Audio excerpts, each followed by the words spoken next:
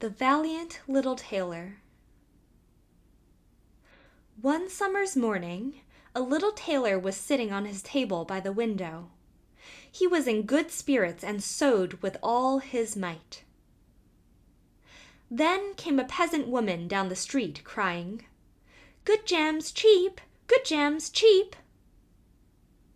This rang pleasantly in the tailor's ears. He stretched his delicate head out of the window and called, "Come up here, dear woman.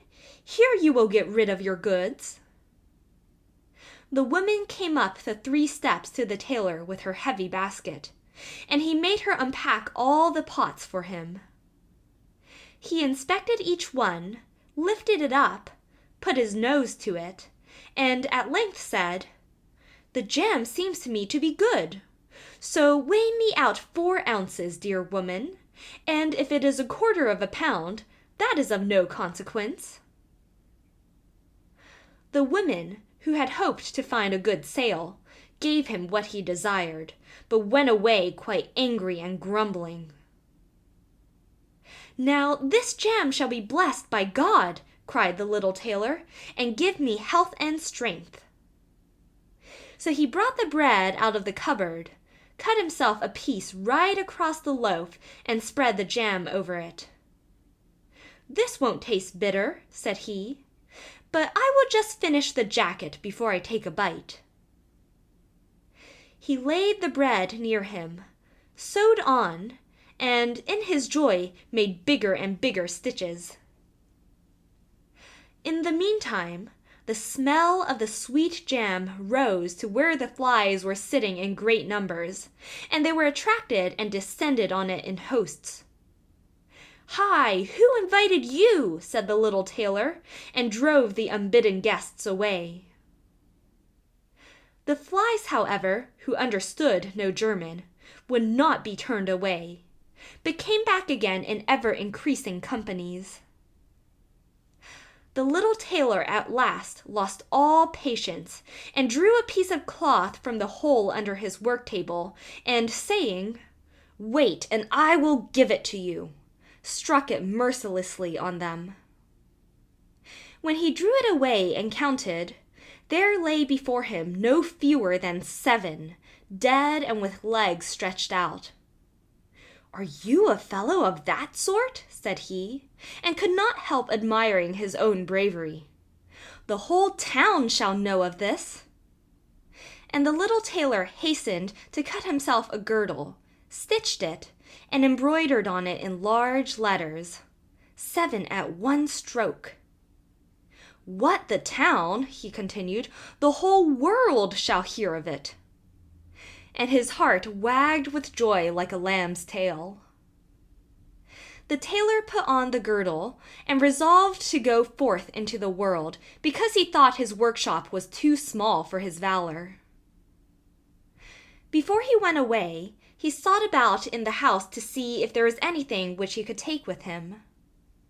However, he found nothing but an old cheese, and that he put in his pocket. In front of the door he observed a bird which had caught itself in the thicket. It had to go into his pocket with the cheese. Now he took to the road boldly, and as he was light and nimble, he felt no fatigue. The road led him up a mountain, and when he had reached the highest point of it, there sat a powerful giant, looking peacefully about him. The little tailor went bravely up, spoke to him, and said, "Good day, comrade. So you are sitting there overlooking the widespread world. I am just on my way thither, and want to try my luck. Have you any inclination to go with me?" The giant looked contemptuously at the tailor and said, "You ragamuffin, you miserable creature!" "Oh, indeed," answered the little tailor, and unbuttoned his coat and showed the giant the girdle. "There may you read what kind of a man I am."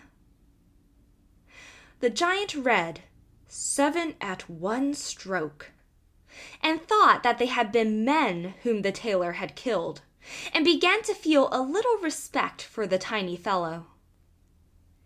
Nevertheless, he wished to try him first, and took a stone in his hand and squeezed it together so that water dropped out of it.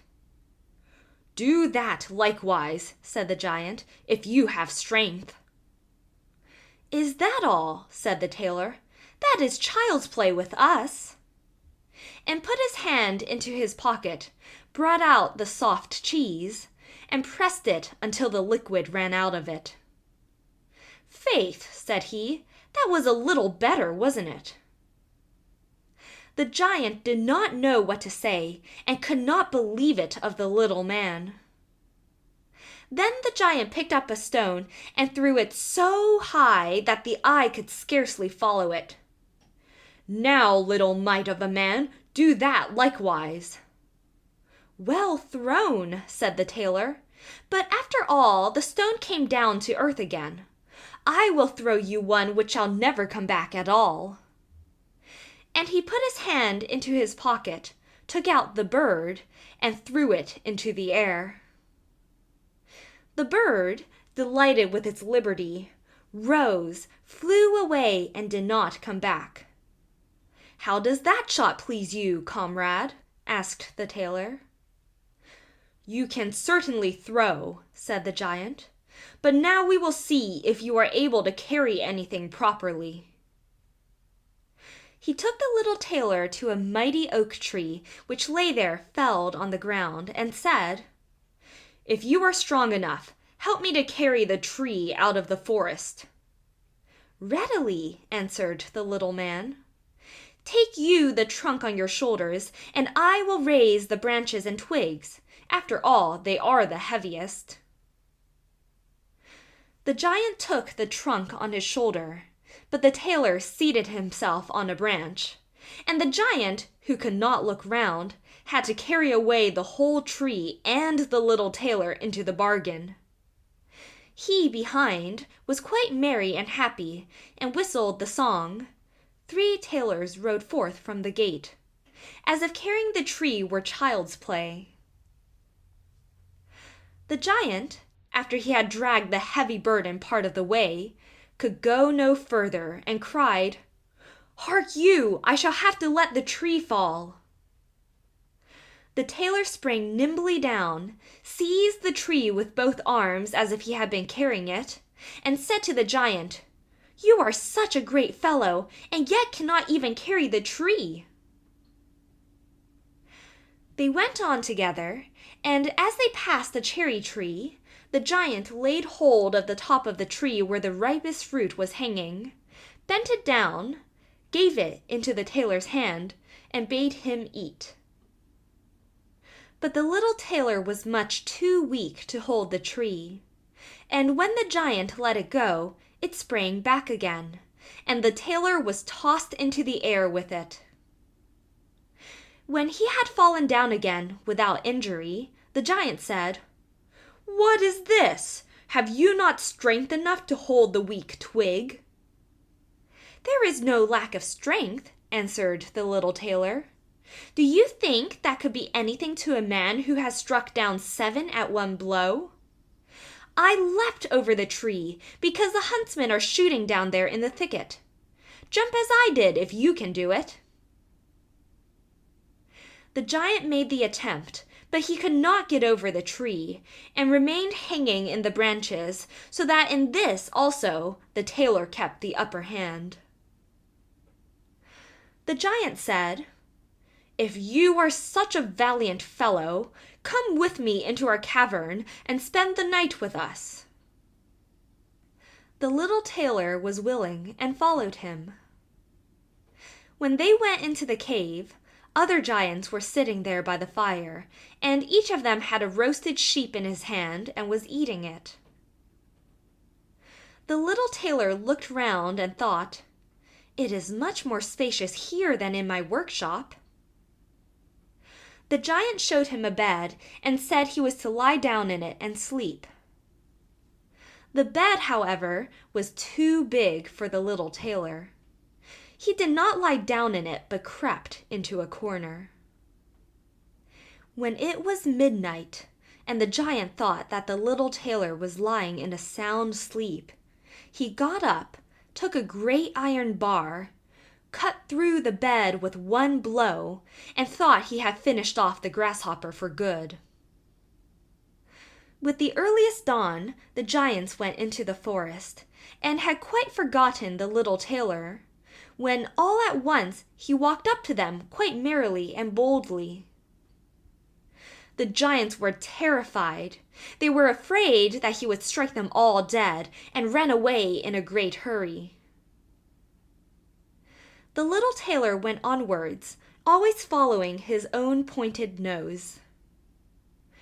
After he had walked for a long time, he came to the courtyard of a royal palace, and as he felt weary, he lay down on the grass and fell asleep. Whilst he lay there, the people came and inspected him on all sides, and read on his girdle, 7 at one stroke. "Ah," said they, "what does the great warrior want here in the midst of peace? He must be a mighty lord." They went and announced him to the king, and gave it as their opinion that if war should break out, this would be a weighty and useful man who ought on no account to be allowed to depart. The counsel pleased the king, and he sent one of his courtiers to the little tailor to offer him military service when he awoke.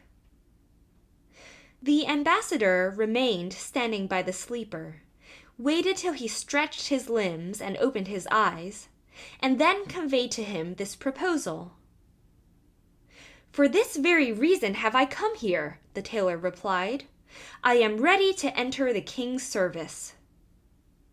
He was therefore honorably received, and a special dwelling was assigned him. The soldiers, however, were set against the little tailor, and wished him 1,000 miles away. "What is to be the end of this?" they said among themselves. "If we quarrel with him and he strikes about him, 7 of us will fall at every blow. Not one of us can stand against him." They came therefore to a decision, betook themselves in a body to the king, and begged for their dismissal. "We are not prepared," said they, "to stay with a man who kills 7 at one stroke." The king was sorry that for the sake of one he should lose all his faithful servants, wished that he had never set eyes on the tailor, and would willingly have been rid of him again. But he did not venture to give him his dismissal, for he dreaded lest he should strike him and all his people dead, and place himself on the royal throne. He thought about it for a long time, and at last found good counsel. He sent to the little tailor and caused him to be informed that, as he was a great warrior, he had one request to make of him.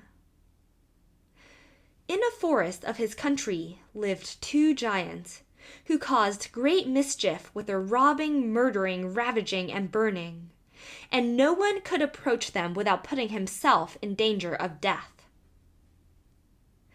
If the tailor conquered and killed these 2 giants, he would give him his only daughter to wife, and half of his kingdom as a dowry. Likewise, 100 horsemen should go with him to assist him. "That would indeed be a fine thing for a man like me," thought the little tailor. "One is not offered a beautiful princess and half a kingdom every day of one's life." "Oh, yes," he replied. "I will soon subdue the giants, and do not require the help of the 100 horsemen to do it. He who can hit 7 with one blow has no need to be afraid of 2. The little tailor went forth, and the 100 horsemen followed him. When he came to the outskirts of the forest, he said to his followers, "Just stay waiting here. I alone will soon finish off the giants." Then he bounded into the forest and looked about right and left. After a while he perceived both giants. They lay sleeping under a tree and snored so that the branches waved up and down. The little tailor, not idle, gathered 2 pockets full of stones, and with these climbed up the tree. When he was halfway up, he slipped down by a branch until he sat just above the sleepers, and then let one stone after another fall on the breast of one of the giants. For a long time the giant felt nothing, but at last he awoke, pushed his comrade, and said, "Why are you knocking me?" "You must be dreaming," said the other. "I am not knocking you." They laid themselves down to sleep again, and then the tailor threw a stone down on the second. "What is the meaning of this?" cried the other. "Why are you pelting me?" "I am not pelting you," answered the first, growling. They disputed about it for a time, but as they were weary, they let the matter rest, and their eyes closed once more. The little tailor began his game again, picked out the biggest stone, and threw it with all his might on the breast of the first giant. "That is too bad," cried he, and sprang up like a madman, and pushed his companion against the tree until it shook. The other paid him back in the same coin, and they got into such a rage that they tore up trees and belabored each other so long that at last they both fell down dead on the ground at the same time. Then the little tailor leapt down.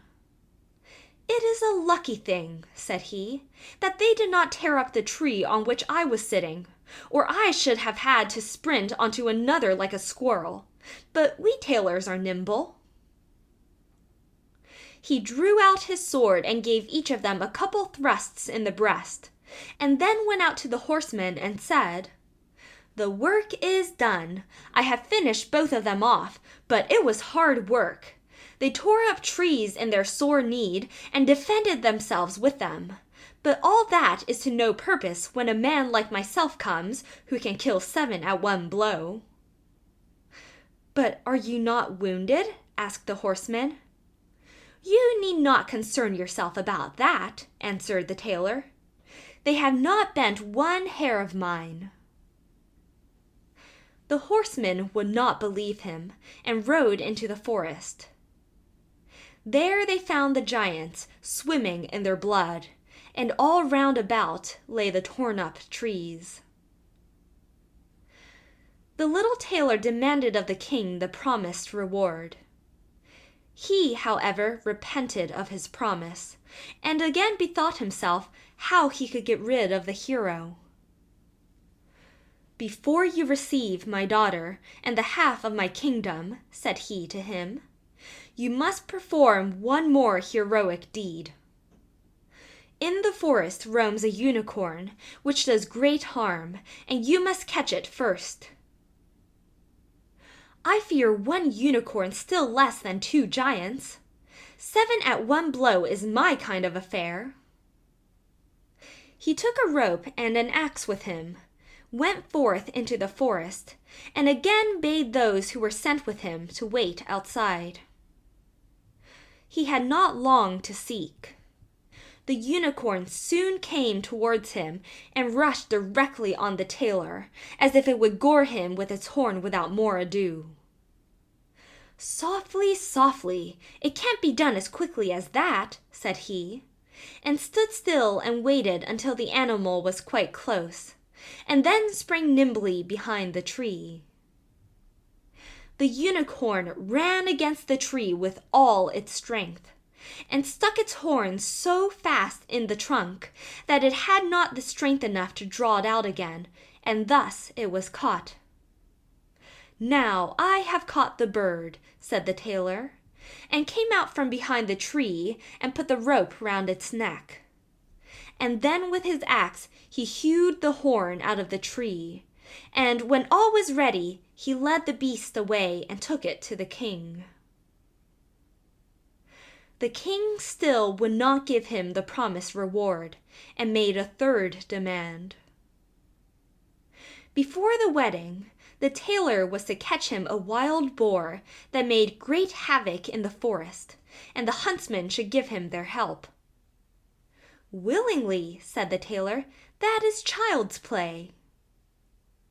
He did not take the huntsmen with him into the forest, and they were well pleased that he did not, for the wild boar had several times received them in such a manner that they had no inclination to lie in wait for him. When the boar perceived the tailor, it ran on him with foaming mouth and whetted tusks, and was about to throw him to the ground, but the hero fled and sprang into a chapel which was near, and up to the window at once, and in one bound out again. The boar ran after him, but the tailor ran round outside and shut the door behind it, and then the raging beast, which was much too heavy and awkward to leap out of the window, was caught. The little tailor called the huntsmen thither, that they might see the prisoner with their own eyes. The hero, however, went to the king, who was now, whether he liked it or not, obliged to keep his promise, and gave his daughter and the half of his kingdom. Had he known that it was no warlike hero, but a little tailor who was standing before him, it would have gone to his heart still more than it did. The wedding was held with great magnificence and small joy, and out of a tailor a king was made. After some time, the young queen heard her husband say in his dreams at night, "Boy, make me the doublet, and patch the pantaloons, or else I will wrap the yard measure over your ears." Then she discovered in what state of life the young lord had been born, and next morning complained of her wrongs to her father, and begged him to help her to get rid of her husband, who was nothing else but a tailor. The king comforted her and said, "Leave your bedroom door open this night, and my servants shall stand outside, and when he has fallen asleep shall go in, bind him, and take him on board a ship which shall carry him into the wide world." The woman was satisfied with this, but the king's armor-bearer, who had heard all, was friendly with the young lord, and informed him of the whole plot. "I'll put a screw into that business," said the little tailor. At night he went to bed with his wife at the usual time, and when she thought he had fallen asleep, she got up, opened the door, and then lay down again. The little tailor, who was only pretending to be asleep, began to cry out in a clear voice, "Boy, make me the doublet, and patch me the pantaloons, or I will wrap the yard measure over your ears. I smote 7 at one blow, I killed 2 giants, I brought away 1 unicorn and caught a wild boar, and am I to fear those who are standing outside the room?" When these men heard the tailor speaking thus, they were overcome by a great dread, and ran as if the wild huntsmen were behind them, and none of them would venture anything further against him. So the little tailor was and remained a king to the end of his life. End of The Valiant Little Tailor.